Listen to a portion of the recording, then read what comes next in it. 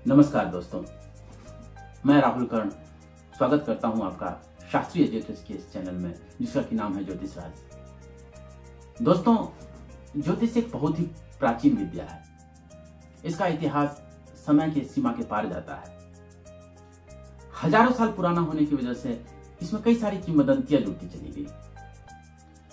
फिर जैसा कि हर क्षेत्र में होता है, चाहे वो आईटी का हो, सेल्स का हो, मार्केटिंग का हो अथवा कोई भी क्षेत्र हो, इसमें कुछ ऐसे पेशेवर होते हैं जिनका केवल एकमात्र उद्देश्य होता है किसी भी तरह से पैसा कमाना, चाहे वो ठग करके ही क्यों ना है। तो कई सारे ऐसे ज्योतिषी लोग हुए जो साइकोलॉजी के बार्नम इफेक्ट का प्रयोग करके लोगों से पैसा ठगने लगे। बार्नम इफेक्ट साइकोलॉजी का एक सिद्धांत है। वो ये कहता है कि कई सारे ऐसी बातें होती हैं जो हर किसी के लिए सही होती हैं। जैसे मैं किसी को कहूं कि आप पैसा तो कमाते हैं लेकिन पैसा आपके यहाँ टिक नहीं पाता है, अब ये बात तो सबके लिए सही है। अगर मैं किसी को ये कहूं कि आप मेहनत तो बहुत करते हैं लेकिन कई बार आपको भाग्य का साथ नहीं मिल पाता, अब ये बात तो सबके लिए सही है। मैं अगर ये कहूं कि आपकी जितनी क्षमता है उसके अनुरूप आपको मिल नहीं पाता, तो ये बात तो सबके लिए सही है। मैं अगर किसी को ये कहूं कि आप बाहर से तो कई बार बहुत शांत दिखते हैं लेकिन कई बार आपके मन में बहुत सारे सवाल चल रहे होते हैं, तो ये बात तो सबके लिए सही है। तो कई सारे ज्योतिषी लोग इस बार्नम इफेक्ट का लाभ उठा करके जातकों से पैसा ठगते हैं। अच्छा, कई ज्योतिषी लोग क्या करते हैं, वो ये करते हैं कि प्राचीन ग्रंथों का अध्ययन नहीं करते, एक क्रैश कोर्स कर लेते हैं। उस क्रैश कोर्स को करने के लिए गहन अध्ययन में नहीं उतरना पड़ता, शास्त्रों को नहीं पढ़ना पड़ता। बस ऊपर ऊपर से देख लो कि मंगल राहु साथ में है तो बोल दो अंगारक दोष है, गुरु राहु साथ में है तो गुरु चांडाल दोष है। और इसके लिए गहन अध्ययन नहीं करना पड़ता कुंडली का। कोई अनपढ़ आदमी भी दूर से देख के बता सकता है कि हाँ, मंगल राहु साथ में है, गुरु राहु साथ में है।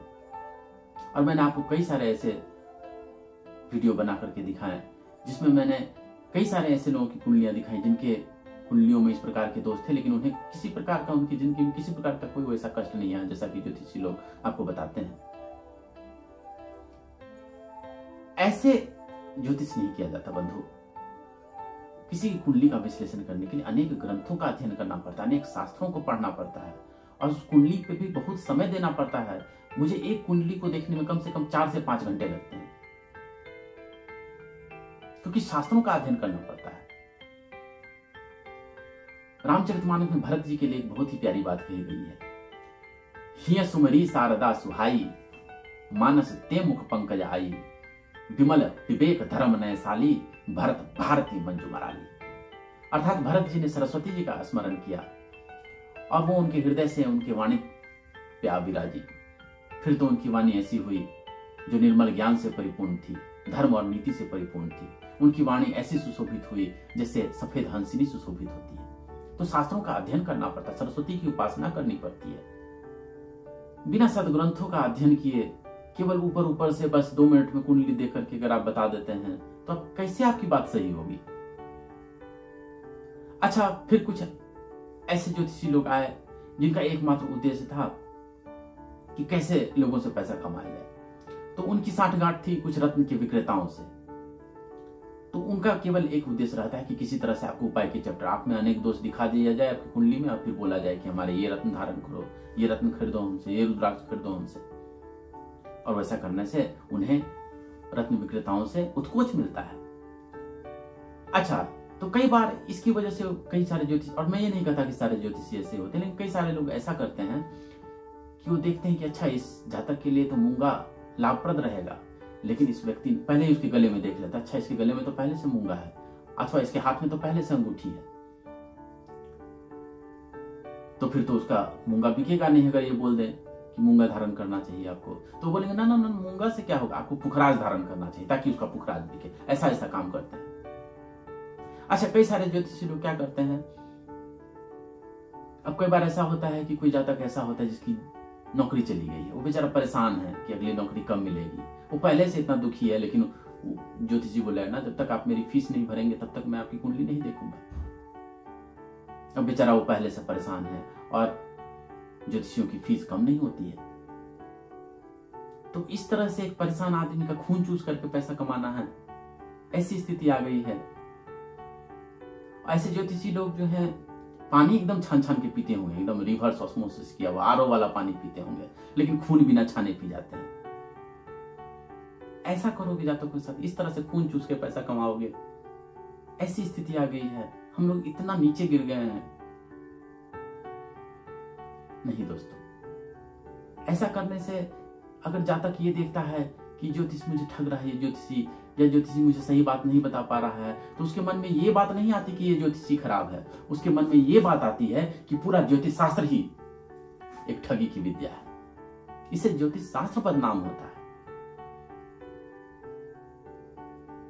ऐसे अशास्त्रीय तरीकाओं का, बातों का प्रचार न होने दें। अच्छा, पिछले 100-150 साल में कुछ नई बातें ऐसी आ गई, नई विद्याएं आ गई ज्योतिष के नाम पे, जैसे कि केपी पद्धति और लाल किताब, जिसका कि 100-150 साल पहले कोई उसकी चर्चा भी नहीं थी। किसी नए व्यक्ति ने आकर के इसे गढ़ डाला। अब बताइए, ज्योतिष जो है हजारों साल पुराना है। हजारों साल में हजारों लाखों जातकों की कुंडलियां देख करके तब कुछ सूत्र दिए गए। अब इस 100-150 साल पहले जिसने एक नया शास्त्र बना दिया, उसका अनुभव ही कितना है, लेकिन फिर भी समाज में उसका प्रचार हो रहा है। और वो लोग अजीब अजीब बातें बताते हैं, बोलते हैं अरे आपके में तो राहु की दशा चल रही है, तो आपको तो मंदिर नहीं जाना चाहिए। ऐसी ऐसी बातें बताते हैं और लोग मानने वाले मान भी लेते हैं। ऐसी ऐसी बातें बता करके लोगों को ठगोगे तो लोगों का भला कैसे हो पाएगा? नहीं, ऐसे अशास्त्रीय तरीके से ज्योतिष नहीं किया जाता बंधु, शास्त्रीय तरीके से ज्योतिष किया जाता है।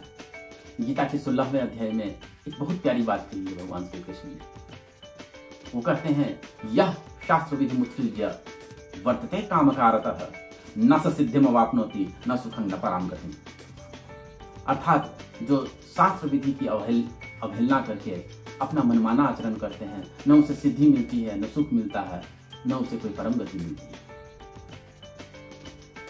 दोस्तों, मैं आपसे हाथ जोड़ के निवेदन करता हूँ, ज्योतिष शास्त्र का ऐसा अपमान न होने दें। मैं इस चैनल के माध्यम से समाज में एक क्रांति लाना चाहता हूँ।